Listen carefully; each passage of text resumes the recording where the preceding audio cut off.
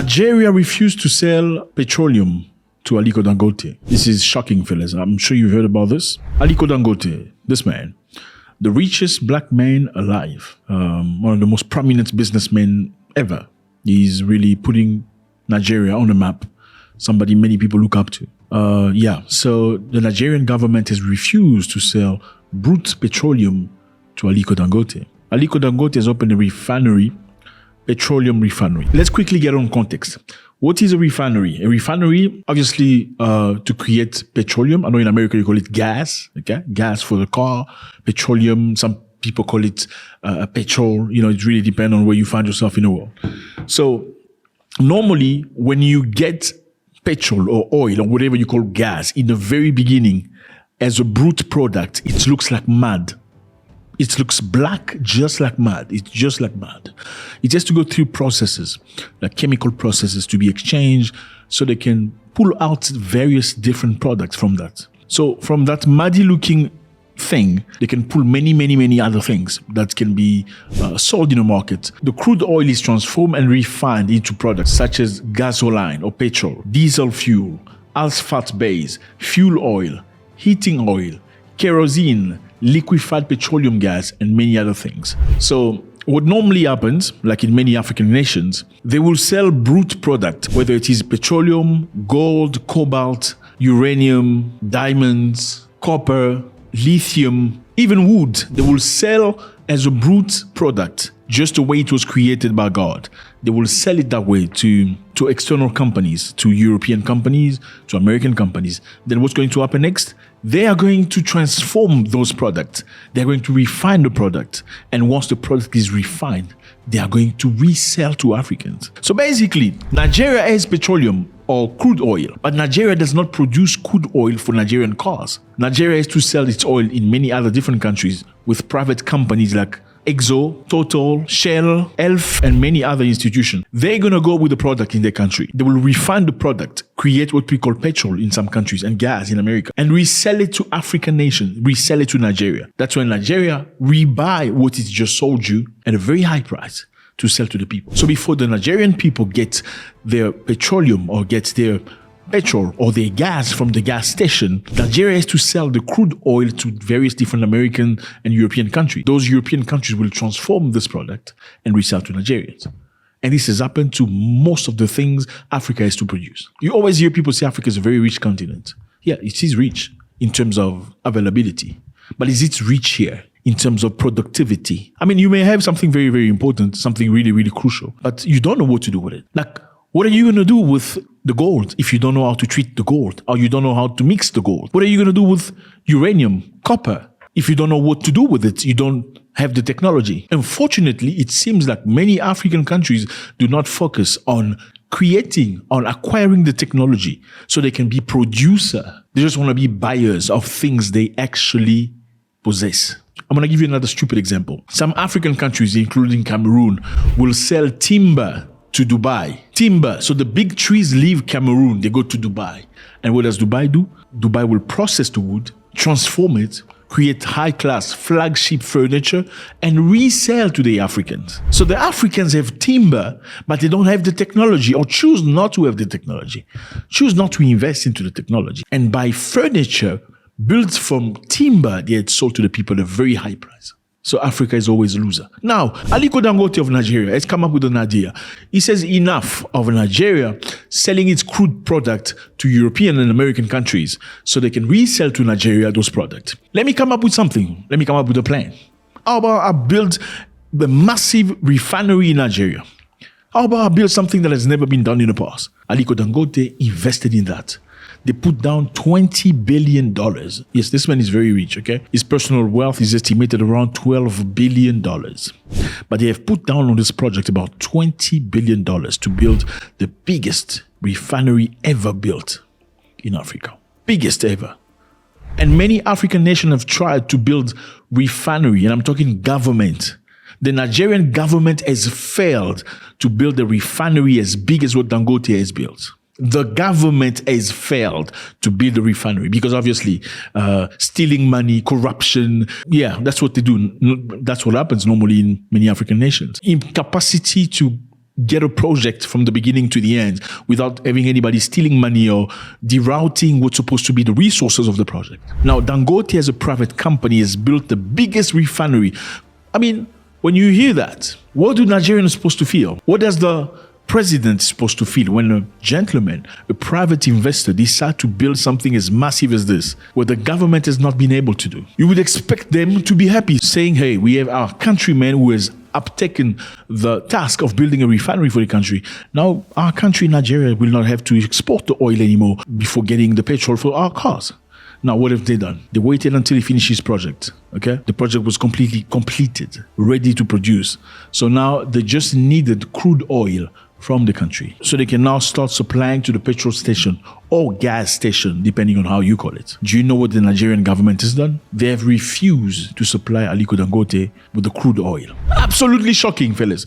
I mean, if you've never been shocked by anything Africans, this should shock you. Why? Why do they say that? Because they feel like it's going to create a monopoly. So Aliko Dangote, who's a Nigerian, will create monopoly by developing and processing crude oil from Nigeria and supplying to Nigerians. So they would rather prefer give the crude oil to IGZO. They would rather prefer sell the crude oil to Total that belongs to I don't know which other country. They would rather prefer to supply the crude oil to most other different nations from Europe, America, but just not Aliko Dangote from Nigeria. Fellas, this tells you exactly why Africa is suffering and people have to leave their countries hoping to go to a different country to have a better life. Poverty of Africa is not the lack of money. Poverty of Africa is the lack of empathy. It's the lack of togetherness. It's the lack of let's work together to make this a great country. So basically what they're thinking is this guy's going to be too powerful. If we allow him to do this, he's going to create a monopoly. So he's going to be selling the oil by himself to the country. But isn't that what Exo and Elf and Total are doing? Because you're not eating from that. Well, let me tell you who's eating.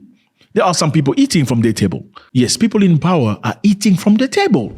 Now, if Aliko Dangote, a Nigerian man, gets to refine the crude oil from Nigeria in Nigeria to sell to Nigerians and many African nations, they're going to take these other companies out of business. Look, in Africa generally, you just need to put a couple of millions of dollars to people that are well situated, and whatever you want as the company is going to happen. And Nigeria has many times been listed as one of the most corrupt countries in the world. So do you think somebody came perhaps to see some of these government officials and say, here are $20 million or $40 million. You make sure Dangote does not get this contract with the government. He doesn't get supplied with crude oil, because if he does, then our companies are going to go bankrupt. So many people believe that this reinforced that Nigeria cannot be trusted. The saga reinforced conviction that Nigeria is not a viable destination for business. It underlines the supremacy of vested interest over common sense and common good. Some people are in Nigeria ready to let other people from other countries benefit while ensuring Nigerians do not benefit from the good that they have from God. So what are the differences? I mean, there's some guy named Farouk Ahmed, who's supposed to be petroleum minister or something like that. This is what he said. He insisted that the fuel importation would continue because the government will not allow monopoly in the sector. He disparaged Dangote and other local refinery product. He alleged that the diesel from Nigerian refinery is inferior to imported products because of its high sulfur content. And this is absolutely false. It's a lie. When you invest $20 billion to do a project, are you doing $20 billion investment for low-level quality? Absolutely not. Or does this sound to you maybe like somebody bitter because his business, the way of making money? Because surely he's been making money. I mean, if it's that high-level position, government official who is in charge of oil and who does what with oil, surely he's been getting some, yeah, because that's how it functions in Africa. Before you officially pay the money for the business, well, you unofficially have to pay money to some people to get you to open the door. That's how it happens. If you don't do that in Africa, your business is going nowhere. Mr. Farouk Ahmed said that the Nigerian refineries is inferior to imported product. Now, my question is, even if it is inferior, how do you develop? How do you get better? You can only get better if they give you an opportunity. I mean, when you go to work to do a job as an engineer, are you a serious engineer already? No, you're not. You need to be there, work slowly but surely, see how other people do. And sometimes you have to bring in people that are knowledgeable, that know more than you, and you have to learn from them. How do you ever give Nigeria an opportunity if you will not give them an opportunity because supposedly their product is low level compared to the Americans and the Europeans? How will you ever be free? Now, This tells you everything. Now, this tells me that Nigeria has not learned a lesson from some countries, that have emerged as a global industrial economic powerhouses for letting entrepreneurs and businessmen from the country emerge. Some countries in the world have emerged because they've allowed people like Dangote to do things for the population. I'm going to give you a very simple example. By the year 1990, Nigeria's GDP stood by $54 billion, with South Korea's GDP at $283 billion. The country became a global business powerhouse, largely because of a family-owned business like Samsung, Hyundai, SK Group, LG Group. So these companies are private companies. And that's the reason why the country jumped and left Nigeria behind. They thrived due to government-guaranteed special loans. So the government of South Korea gave them loans so the country can move forward. They got subsidies and tax incentives. Today, Samsung alone form about 20% of the GDP of South Korea. And that's about $1.17 trillion. Fellas, the enemy of the African is who? Who is the enemy of the African man? You must ask yourself a question. I mean, people can say whatever they like. You can cry, whatever that is. They came into our continent, slavery and neocolonialism. But the enemy of the African man, where is he? Where is that person? They say if there is no evil inside, the evil outside can do us no harm.